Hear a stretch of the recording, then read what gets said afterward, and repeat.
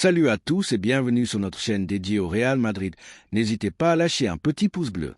Si vous appréciez notre contenu, n'oubliez pas de vous abonner pour rester informé de toutes les actualités concernant votre club préféré. Sans football, il n'y a pas de chemin pour la remontada, ni pour le Real Madrid, ni pour le mythique Santiago Bernabéu, ni même pour la gloire de la Ligue des Champions. Tête, cœur et courage peut sonner comme une devise enflammée, mais ce jeu ne répond qu'à un seul nom, football. Et la vérité est dure. L'équipe d'Ancelotti, du moins cette saison, a pratiqué tout sauf du bon football. C'est pourquoi, face à un Arsenal organisé, intense et bien entraîné, les Merengues n'ont même pas esquissé une réaction. L'émotion a duré à peine jusqu'à ce que le bus de la délégation s'arrête au stade. À partir de là, ce qu'on a vu, c'est le vide. Arsenal a dominé, avancé sans rencontrer de grands obstacles et, bien que Courtois ait arrêté un pénalty tiré par Saka en première mi-temps, le scénario semblait inévitable. Les Anglais ont ouvert le score en seconde mi-temps sur un coup qui a glacé le Bernabéu. Vinicius a encore donné un souffle d'espoir avec l'égalisation éclair, mais ce n'était qu'une illusion passagère. Le Real n'avait pas d'intensité, pas de football et pas d'âme pour chercher la remontada dont rêvaient ses supporters. Et pour sceller le destin, Martinelli a marqué le 2-1 dans les derniers instants de la prolongation. Ancelotti a fait son pari risqué, presque désespéré, en alignant une équipe offensive pleine d'attaquants dans une formation que les plus audacieux pourraient appeler un 4-2-4. Camavinga et Valverde se sont chargés de soutenir le milieu de terrain, une tâche titanesque. Lucas Vazquez a été déplacé sur le côté, augmentant la vitesse mais aussi les trous défensifs. Sur l'autre flanc, Alaba, qui avait déjà souffert avec Saka lors du match aller, a de nouveau eu des cauchemars avec l'Anglais malgré les tentatives de Bellingham pour couvrir cette zone. En défense, Rudiger et Asensio à l'avant, les soi-disant quatre fantastiques, Rodrigo, Bellingham, Vinicius et Mbappé, des stars qui, au moins ce soir-là, n'ont pas brillé comme prévu. Arsenal, de son côté, a répété exactement l'équipe qui avait écrasé 3-0 à l'Émirat, de Ramsdale dans les buts à Gabriel Martinelli en attaque, en passant par le diablotin Saka et le cérébral Declan Rice. Le même Rice qui a choisi le Real Madrid pour marquer, dans un seul match, les 2 premiers buts sur coup franc de sa carrière. Le Bernabéu a commencé la nuit en vibrant, électrisé. La tension était dans l'air.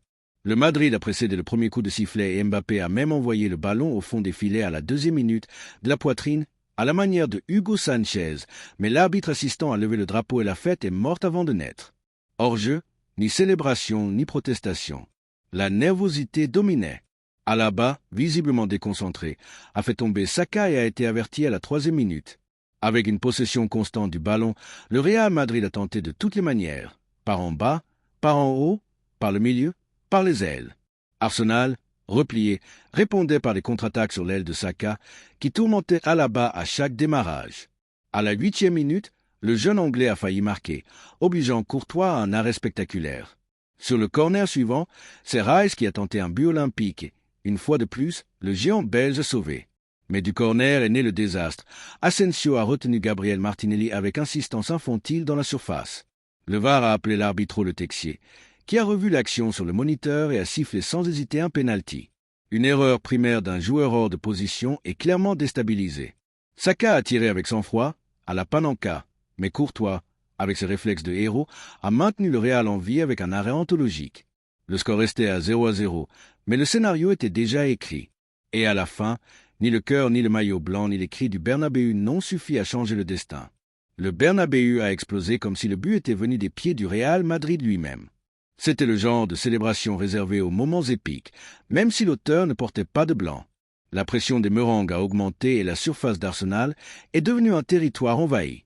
Les Gunners se regroupaient à l'entrée de la surface comme l'Atlético de Simeone dans ses jours les plus sombres. Au milieu du chaos, Bellingham est apparu avec une action brillante sur le côté gauche de la surface, laissant la défense perplexe. Le ballon est arrivé à Rodrigo, qui a failli transformer l'art en but. À la 22e minute, le climat s'est encore échauffé.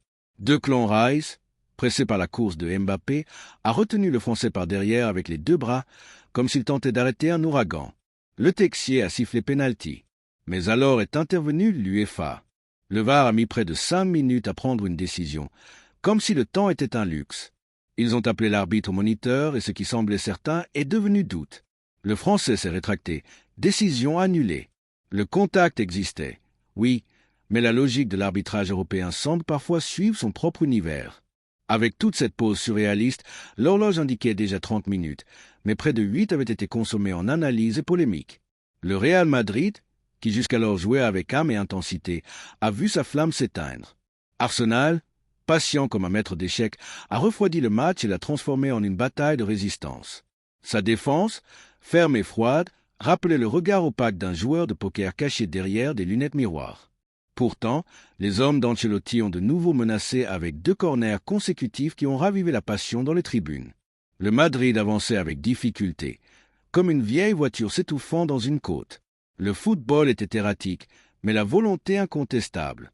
Seulement, l'effort seul ne renverse pas les murs, surtout une structure aussi solide que celle d'Arsenal, méticuleusement organisée comme des archives dans un registre allemand. Et c'est ainsi que s'est terminée la première mi-temps, sans but, avec frustration et une certitude cruelle. En Ligue des Champions, la volonté ne suffit pas. Il faut jouer, et bien jouer. Au retour des vestiaires, Ancelotti a tout maintenu en l'état malgré les clameurs populaires pour Ceballos, pour Fran Garcia, pour Brahim. Rien n'a changé. Les premières minutes ont vu le Madrid reprendre le contrôle, mais Arsenal était revenu avec une ligne défensive de 6 joueurs, une muraille infranchissable. Le Bernabéu, auparavant palpitant, a commencé à s'inquiéter. Les premiers sifflets ont résonné, reflet de l'impatience collective face à une équipe qui ne trouvait pas d'espace. À la 55e minute, Vinicius a tenté une frappe rase si faible que David Ramsdale l'a attrapé comme on ramasse un ballon perdu dans la cour. Peu après, Rodrigo a tiré un corner venimeux directement sur le but, mais le gardien espagnol a évité le pire sur la ligne. Ce n'est qu'alors qu'Ancelotti a décidé de bouger le tableau et de manière radicale. Sont entrés Ceballos, Endrick et Fran Garcia d'un seul coup. Sont sortis à la bas Lucas Vázquez et Rodrigo. Avec cela, Fede Valverde a de nouveau été sacrifié sur le côté droit, comme un pion poussé au sacrifice. Le match continuait, mais le temps cruel commençait à sourire au côté rouge de Londres. Arsenal a eu besoin de moins de 4 minutes pour éteindre tout signe de réaction. Avec une froideur chirurgicale, Saka a trouvé une faille dans le cœur de la défense madrilène, mal protégée par Rudiger et Asensio, et a profité de la passe en profondeur de Gabriel Martinelli. D'une touche légère, presque désinvolte, il a battu Courtois et fait taire complètement le Bernabéu. Le stade, qui peu avant vibrait, est tombé dans un silence tranchant. Mais le Bernabéu a ses propres codes. Il est capable de passer du deuil au délire en quelques secondes, et c'est ce qui s'est passé. Il a suffi d'une erreur grotesque de Saliba, pressé par Vinicius, pour raviver l'âme du Real Madrid. Le défenseur anglais a mal reculé, offrant le ballon au pied du numéro 7 qui, d'une frappe sèche et implacable, l'a envoyé au fond des filets. Un cri collectif a secoué les tribunes et rallumé un espoir qui semblait enterré. À la 74e minute, Luka Modric est entré à la place d'Asensio, dans une tentative de donner du contrôle et de la créativité au milieu. Peu après, le destin a joué une autre carte. Mbappé, la cheville tordue, a dû quitter le terrain, remplacé par Brahim Diaz. La remontada, qui semblait déjà improbable, est devenue un acte de foi réservé aux plus croyants. L'horloge tournait, implacable. Chaque minute donnait la sensation d'un Real Madrid vide, courant sans but, luttant sans souffle. L'équipe s'animait même à certains moments, mais le football qu'elle montrait n'avait pas de profondeur, pas de furie, pas l'âme suffisante pour renverser le score. L'impuissance était visible et, quand est arrivée la prolongation, la vérité a été encore plus dure. Le Real Madrid était épuisé. C'est alors que Martinelli, dans un contre-éclair, a marqué le 2-1 qui a mis fin au rêve.